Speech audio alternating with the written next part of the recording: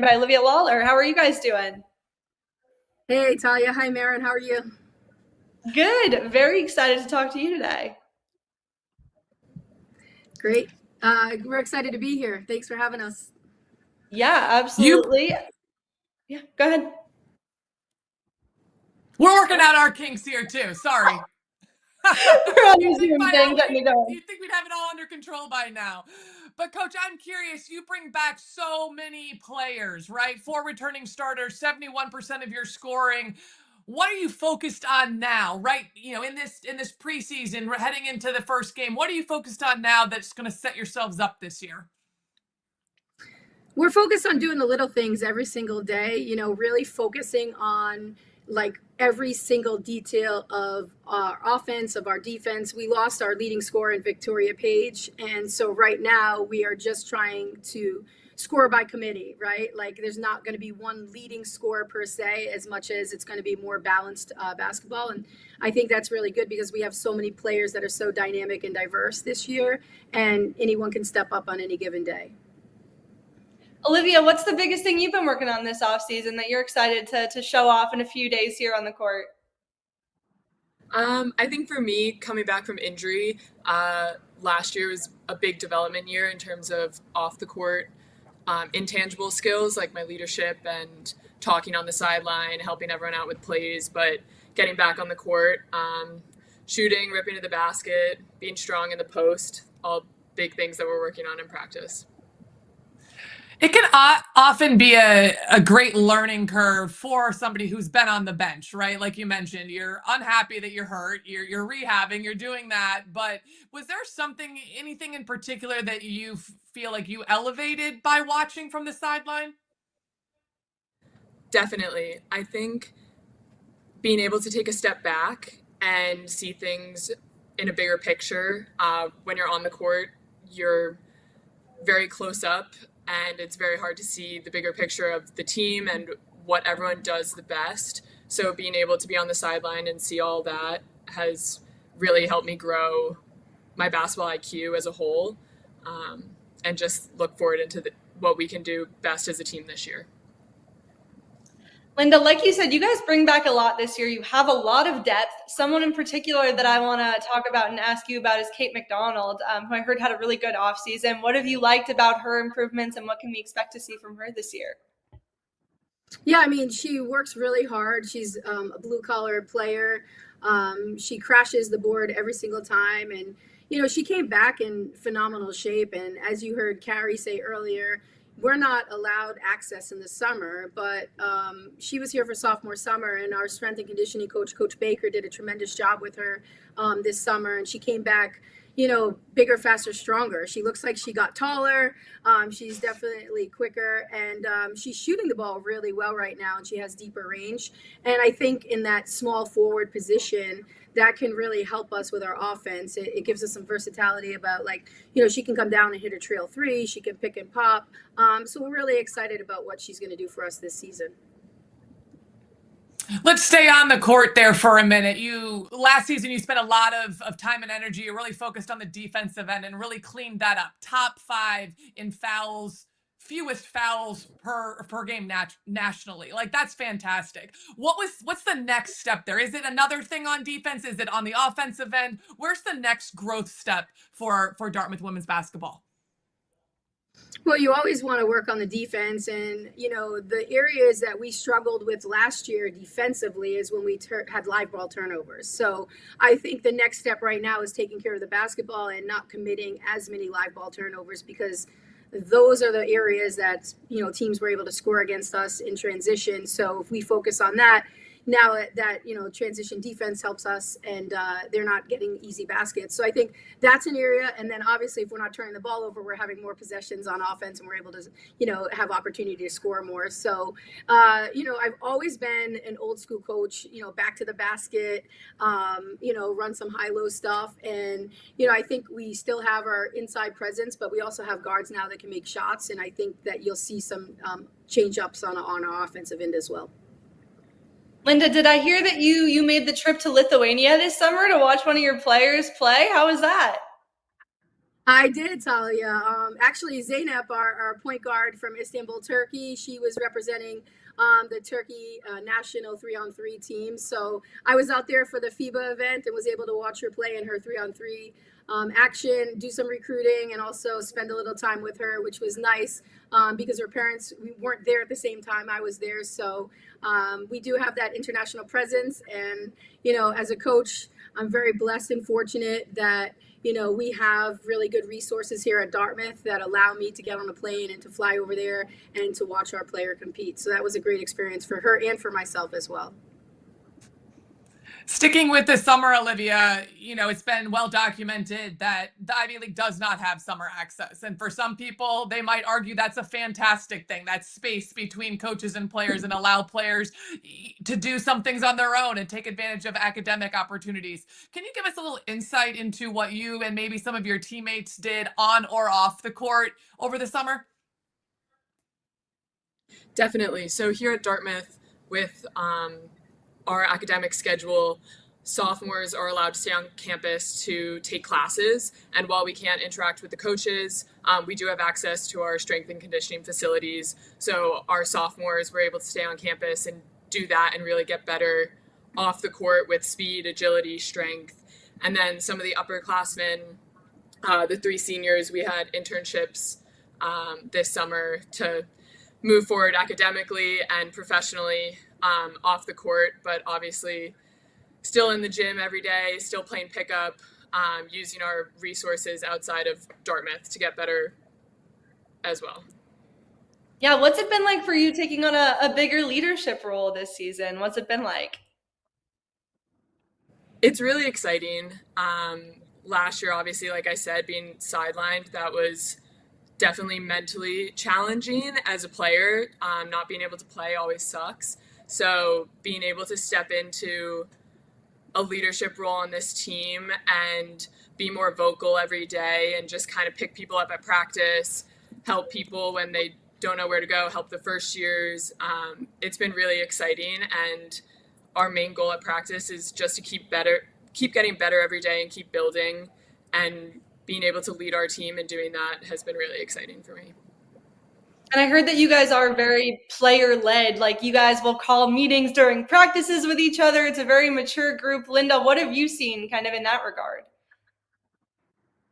Yeah, I mean, we've named our captains, and Olivia is one of our captains, and another senior in Brooke Hollowell, and a junior in Alexander Eldridge. And they're 3 young women who have really separated themselves in terms of earning the trust of the staff and as well as their teammates. But who better than to hear it from is your own colleague, your own teammate, right? And you'd rather hear it from your teammate than from your coach. And so I think it's important. They're adults and they're going to go out in the real world and have really important jobs. And they have to learn how to speak for themselves and be able to correct situations. And I think something that we preach here is honesty, telling the truth, and being authentic. And I really am proud of the way our players have responded to that.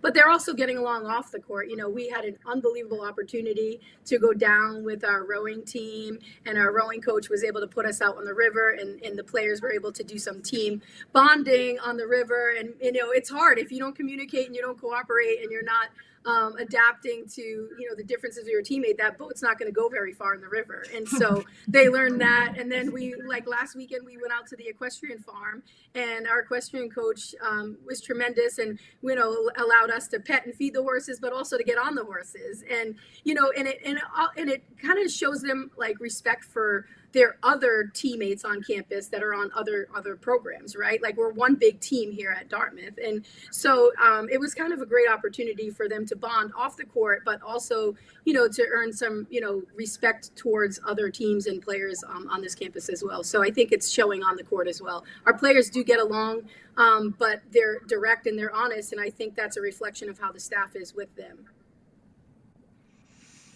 Olivia, I'd love to get to know some of your teammates a little bit better. So are you up for a little bit of a game? Sure.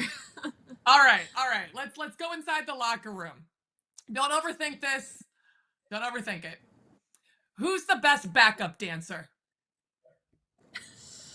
I'd have to say Sierra Carson. Does she know this? Yeah, I would say she would. We also call her Miss Congeniality. Yes. Okay, fair. Who's the most punctual? Ooh, probably Nina Nina. Minakazi. Who is not allowed to have the aux cord? I might have to call myself out on that one. Honesty, coach, honesty, right here. Yeah. Who's most likely to forget their socks on a road trip?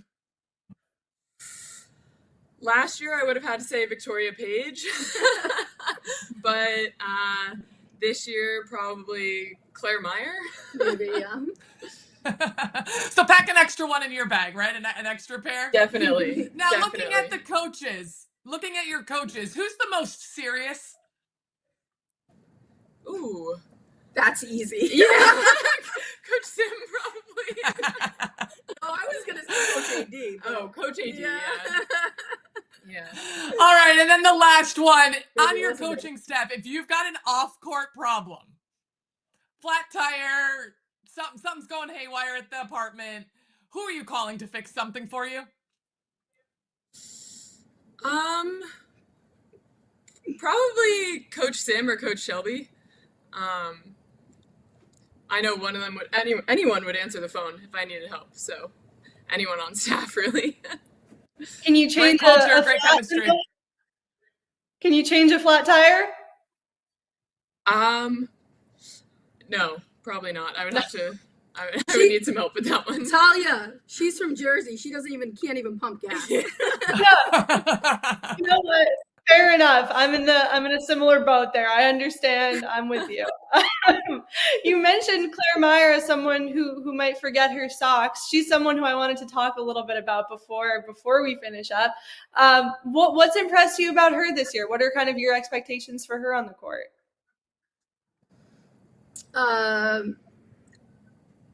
She has great size, and we've been really fortunate. Coach Shelby's worked with her every day, and we spend a lot of time doing guard post breakdown, and she's getting a lot of reps, which is really helpful for her. I think that she's become more vocal this year, and I think that really helps her as she plays the game. But one thing about Claire is she's very unselfish, and she passes the ball out anytime she gets doubled. She's a great post passer, and I think as we go up against bigger teams, her presence will really help us. But also offensively, she's not going to force it.